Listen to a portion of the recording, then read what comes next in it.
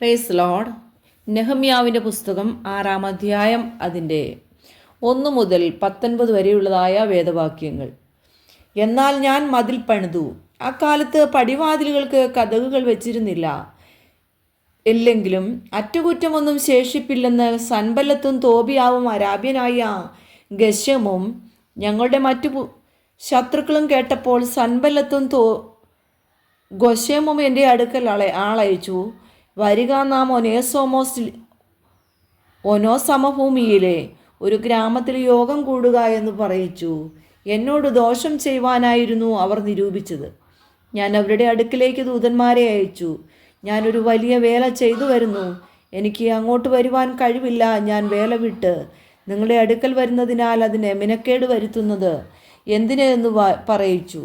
അവർ 4 പ്രാവശ്യം ഇങ്ങനെ എൻ്റെ അടുക്കൽ ആളയച്ചു. ഞാനും ഈ വിധം തന്നെ മറുപടി പറഞ്ഞയച്ചു.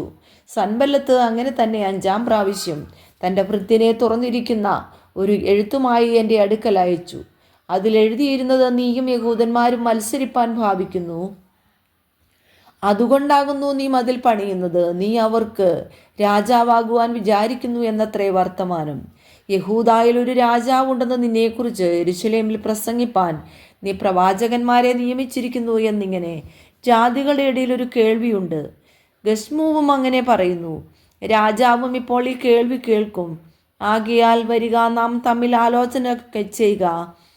അതിന് ഞാൻ അവൻ്റെ അടുക്കൽ ആളയച്ച്, നീ പറയുന്നത് പോലെയുള്ള കാര്യമൊന്നും നടക്കുന്നില്ല, അത് നീ സ്വമേധയാ സങ്കല്പിച്ചതാകുന്നു എന്ന് പറയിച്ചു.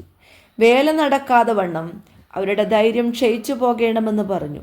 അവരൊക്കെയും ഞങ്ങളെ ഭയപ്പെടുത്തുവാൻ നോക്കി. ആകയാൽ ദൈവമേ, എന്നെ ധൈര്യപ്പെടുത്തണമേ. പിന്നെ ഞാൻ മെഹദബലിൻ്റെ മകനായ ദലായാവിൻ്റെ മകൻ ശമ്മയാവിൻ്റെ വീട്ടിൽ ചെന്നു.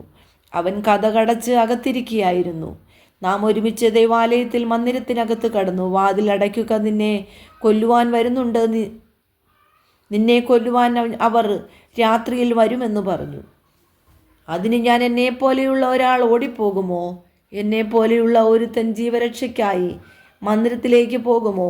ഞാൻ പോകയില്ല എന്ന് പറഞ്ഞു. ദൈവം അവനെ അയച്ചിട്ടില്ല. തോബിയാവും സൻബല്ലത്തും അവന് കൂലി കൊടുത്തിരുന്നത് കൊണ്ട് അവൻ എനിക്ക് വിരോധമായി ആ പ്രവചനം പറഞ്ഞതേയുള്ളൂ എന്ന് എനിക്ക് മനസ്സിലായി. ഞാൻ ഭയപ്പെട്ട് അങ്ങനെ പ്രവർത്തിച്ചു.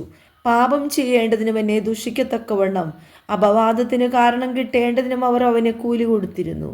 എൻ്റെ ദൈവമേ, തോബിയാവും സൻബല്ലത്തും ചെയ്ത ഈ പ്രവൃത്തികൾക്ക് തക്കവണ്ണം അവരെയും നൊവദ്യ എന്ന പ്രവാചകിയെയും എന്നെ ഭയപ്പെടുത്തുവാൻ നോക്കിയ മറ്റു പ്രവാചകന്മാരെയും ഓർക്കണമേ.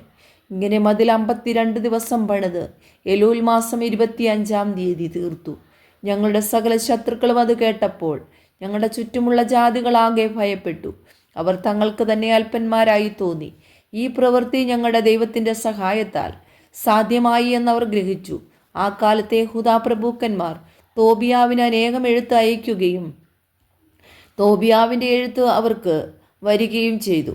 അവർ ആരഹിൻ്റെ മകനായ ശഖന്യാവിൻ്റെ മരുമകൻ ആയിരുന്നതുകൊണ്ട് അവൻ്റെ മകൻ യോഹന്നാൻ ബരഖ്യാവിൻ്റെ മകനായ മെശില്ലൂവിൻ്റെ മക്കളെ വിവാഹം ചെയ്തിരുന്നതുകൊണ്ടും യഹൂദായിൽ അനേകർ അവനുമായി സത്യബന്ധം ചെയ്തിരുന്നു. അത്രയുമല്ല, അവർ അവൻ്റെ ഗുണങ്ങളെ എൻ്റെ മുമ്പാകെ പ്രസ്താവിക്കുകയും എൻ്റെ വാക്കുകളെ അവർ അടുക്കൽ ചെന്നറിയിക്കുകയും ചെയ്തു. അതുകൊണ്ട് എന്നെ ഭയപ്പെടുത്തുവാൻ തോബിയാവ് എഴുത്ത് അയച്ചുകൊണ്ടിരുന്നു. ഈ വചനങ്ങളാൽ ദൈവം എല്ലാവരെയും അനുഗ്രഹിക്കട്ടെ.